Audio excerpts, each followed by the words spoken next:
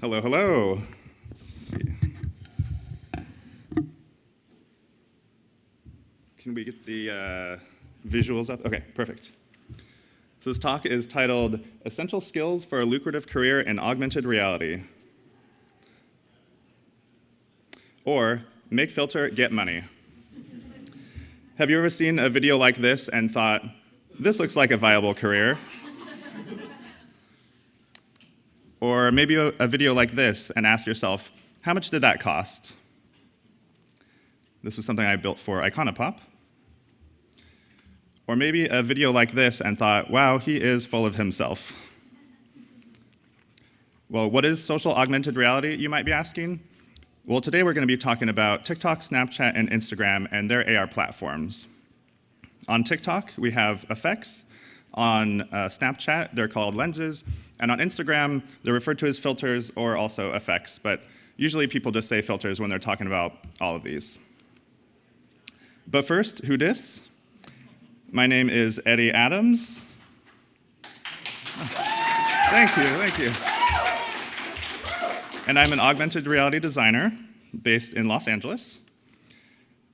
And previously, I was a 3D motion designer based in Seattle, and I worked at one agency for an entire decade. And in that time, I met my wonderful wife, Maria, so it was time well spent, and things are going well. Then, one fateful day in 2019, I got this email from a guy named David I was working with at an agency. It reads, any of these call out to you? I know it's kind of vague. And in the middle there, you see AR masks/filters. And in the second line, it says Spark AR Studio, a plus, not required. So this time, I had kind of heard about augmented reality, but wasn't really familiar with it. Definitely never used Spark AR. But I thought, why not give it a shot?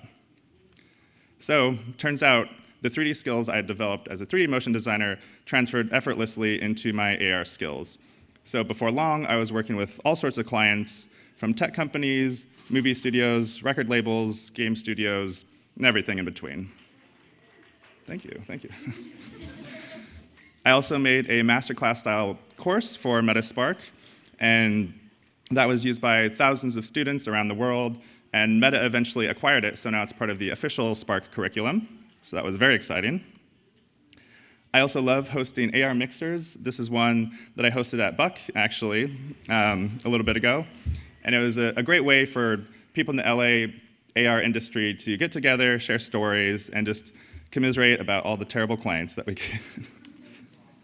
So enough about me. Let's get into the meat of this talk. So this QR code will lead to a Google Drive link, and that includes this entire talk and a link to my an article that I wrote that is an extension of this talk. So it just goes a lot deeper because we only have so much time. So I got to kind of stay high level here. So y'all got it? All right, perfect. Now it's time for some audience engagement. Who in here has designed at least one filter? Nice, over half. Now who has made money designing filters? Similar. And lastly, who makes a living designing filters? All right, not bad. Well, this talk is broken down into 5 phases from beginner to expert. At the beginner level, you're working with budgets from $250 to $500, and your 6-year-old niece is probably as skilled as you are at this point, but you're of age, so you can actually charge clients at this point.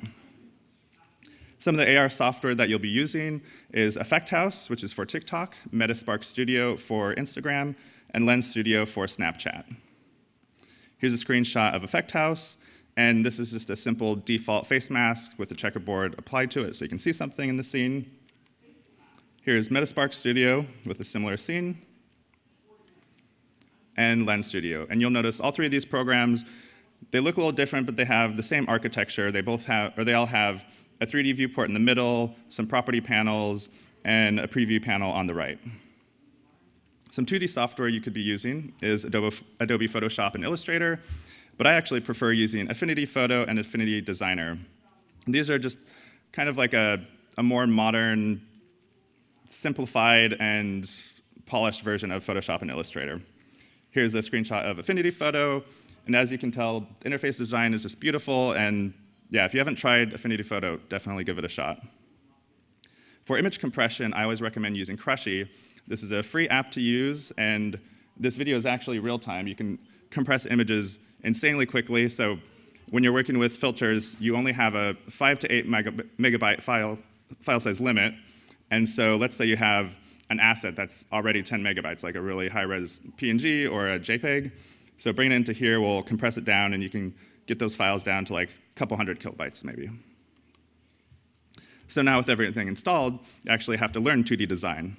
So that might include images for randomizers like this, text design, which is included in a lot of filters, especially ones that are like, what Disney character are you or whatever, so you're always going to have some text involved. Makeup designs, which are technically 2D images, but they're wrapped around a 3D face, so your 2D design skills can come in handy there. And UI elements. This is a filter I did for the Oscars, and you can see as I drag things around, the UI elements animate, and it just builds a framework for the whole filter. And 2D also includes 3D textures, technically. This is actually my head as a 3D model unwrapped. So if you want some nightmares, I will send this to you as a wallpaper if you like. Now on to phase 2, intermediate. Here the budgets are getting a little bit bigger, 500 to 1,000. And by now you want to have some sort of activity on social media. This is my TikTok account, but depending on what platform you're focusing on, you want to make sure you have some sort of social presence in that space. Because if you reach out to an agency or a client, they're gonna definitely choose someone that has 150,000 followers over someone that only has 150. So it's just kind of social proof that you know what you're doing and you have a bit of a following, so they know you're reliable. You'll also need a portfolio website. Here's a little screen grab of mine. And this is just a place to bring all your work together, and you want to position yourself as someone who's understanding what agencies want. My previous websites, I always kind of put everything in there, and it wasn't really focused. And then I realized my website should be for the client, not for myself. And so now I've redesigned it. I've included previous clients, a little bit about myself, and obviously my work. And when designing a website, content is king. You might be tempted to have uncommon navigation, loading screens, or fancy effects on your website, but that only prevents people from seeing your work. So what I would recommend, don't do any of that and just keep the content front and center. You want to be able to get to your content within seconds of the website loading. Agency producers don't have time for all that fluff. And still on website design, I've been using Squarespace for many years, but Webflow is also a great platform for building websites from scratch, and Webflow gives you a lot more customization, and you can really get into the nitty-gritty when designing. You'll also need a pitch deck. In your earlier clients, you can get away with some emails and sending some screenshots, but eventually you want to design a pitch deck template for yourself that you can use with all clients that just shows a professional array of all the information you're thinking about, including screenshots, budgets, timelines, and all that kind of stuff. And by now you're making decent money, so you want to make sure your invoicing is figured out. So when you're working with a client, they always expect a certain amount of information, and ideally it's all organized in a similar way. So when they get the invoice, they know what they're looking at. There's a few options out there for accounting and invoicing.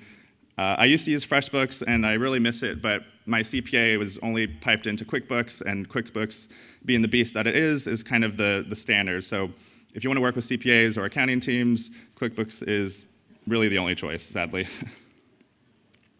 And then a statement of work is like a contract that you sign with your client. This includes all the features of the filter that you want to design, so that way it protects you from scope creep, which is where the client keeps adding more and more features. If you have a good statement of work, you can actually refer back to that and say, like, no, we agreed on this, let's not keep adding these things. It also protects against early termination and payment issues. Now on to 3D software, my specialty and my favorite topic. So some of the softwares you could use are Maya, which in my opinion is a bit bloated, but it is the king of animation studios. It specializes in character animation, really heavy scenes, and a lot of movie studios and big agencies use Maya. Cinema 4D is a little bit more of a modern and trendy 3D package. Motion graphics come out of here more than pretty much any other platform. And this is what Beeple uses, so if you're really into the renders, this is the platform for you. And then Blender is free, fun, and fabulous. It's an open source 3D program, and because it's open source, there's a massive amount of tutorials and community online. And so I've been using this as of late. For texturing, Substance Painter is pretty much the standard. It's super powerful and designed similar to Photoshop. The interface is a bit awkward, but it is definitely the best texturer. All right, so now that we have all the 3D programs installed, you actually have to learn 3D. So this is kind of the approach that you need to take. It's a very intense thing to learn, but you just have to chip away at it. When getting started, you want to focus on modeling, texturing, rigging, and animation. Modeling is where you build the actual shapes and geometry. Texturing is where you add colors, materials, and bump maps, and that sort of thing. And then rigging is when you add the bones and joints to allow deformation into your model. And then lastly, animation is when you give life and motion into your models. And here is one course that I highly recommend everyone take if you want to get into 3D design. It's the Blender Launchpad. And this is what I used when I was transferring between Cinema 4D and Blender. This guy is a brilliant German designer, and he just takes you through every step of the way learning Blender. Now on to phase 3. This is the advanced phase. Now we're in the 1,000 to 3,000 range, so you can actually start paying rent with your filters, which is a nice bonus. Now we're using nodes. Before, you can get away with not really adding too much logic and interaction to your filters, but now you have to start doing things a little bit more complicated, adding more interactivity and interaction to your filters. So this is also called visual scripting, aka code for dummies. I don't really know a lick of code, but I can do some pretty advanced things using nodes and connecting them like so. Now onto 3D texturing. I have an example. So how would you improve this filter here? And anyone could just shout out, in terms of texturing, like, how would you think to improve this? Mm-hmm. Great, great. All great suggestions. Not exactly the one I was demonstrating. Yeah, so in this you can see on the left, looks great, but the background's maybe a bit muted. The bee itself isn't as saturated as it could be. So on the right here is a more modern version of Tiny Bee that I made, and I just made the saturation a lot more. I balanced the colors better, and obviously added a lot more elements to it. So texturing is massively important when you want your scene to really feel alive and vibrant. And at this point, you also want to form an LLC. This will protect your personal assets because it separates your business and your personal life. It builds credibility, so when you reach out to a client or agency, you're coming at them as a business and not as an individual, and that just makes them trust you a bit more. It also gives you tax flexibility. So I have an LLC, but I elect to file as an S corporation, and this is a little complex, but it does save a lot on taxes because you treat yourself as an employee, and there's just a lot of tax benefits there. So definitely set that up. Now on to phase 4, senior. So the budget here is 3,000 to 6,000, so we're getting into pretty good range. Maybe at this point you're considering quitting your day job, because if you're making 6,000 a filter and you can somehow do an even 12 in a year, that's 72,000 a year. So that's a decent salary to start out with at least. And by now there's higher budgets which come with higher expectations. So up until now, the budgets have been pretty small, and so the clients aren't expecting the world from you. But at this stage, some clients, they're never going to pay more than 5,000 for a filter, and so they're expecting this is like the max quality, the max skill set that's out there. So things start to get a little bit more intense at this phase. Some more advanced skills you can learn are texture baking, which is where you take lighting information and bake it down into your textures to make it look better but also run more efficiently. Sculpting, which is a way to organically model rather than push and pull polygons. You can actually sculpt with a brush or with different tools. Optimizing topology. This is where you might download an asset from a marketplace that has 1 million polygons. It's super heavy. It's like 100 megabytes. So you have to take that, optimize it, reduce the polygons, and kind of possibly build it from scratch. And normal map decals is where let's say you make a rocket ship and there's a bunch of panels on it and a bunch of rivets and bolts. Sure, you could model every panel and every bolt individually, but a normal map is a textural way of giving that detail to the model, and it just runs more efficiently that way. Now on to phase 5, expert mode.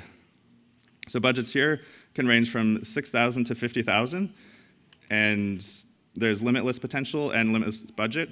If there's a massive client and they have a lot riding on a campaign, there might be a decent amount of budget to work with on that. And by now, hopefully you've been engaging with the community all through your journey, but once you reach this phase, it's really good to start giving back to the community. This might include posting your work online and just sharing finished products that you worked on, sharing quick tip videos, or answering questions just to help the community that helped you get to your point. Here's an example tutorial I made several years ago about a first shader in Spark AR, and it was liked by 650 people and shared almost 50 times.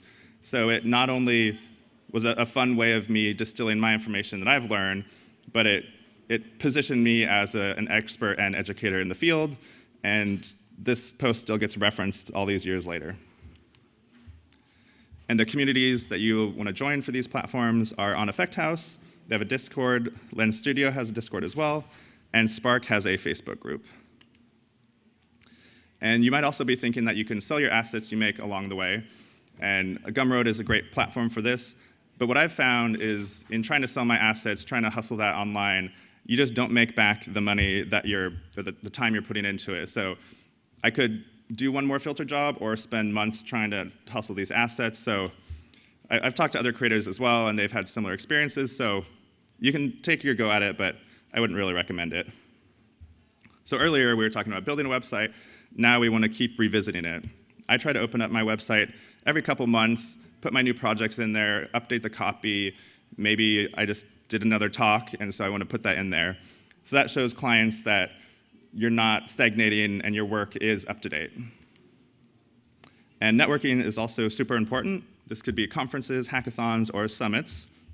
And obviously this is a great way to build new relationships, build friendships, and just position yourself as someone who takes the industry seriously.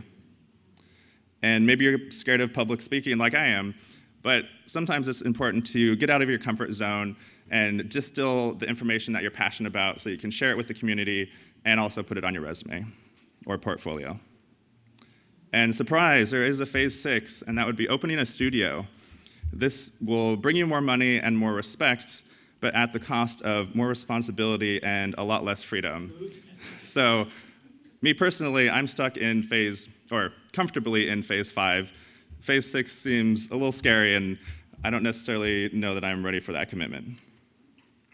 So if you fell asleep, here's a quick summary of what we talked about today. I am Eddy Adams, and we talked about learning AR basics, mastering 2D and 3D design, becoming beloved online, opening a business, quitting your day job, growing your business, potentially opening a studio, and of course, following Eddy in 3D. Thank you, and you're welcome, I guess. And there I am in 3D. How are we on time? Okay. Thanks.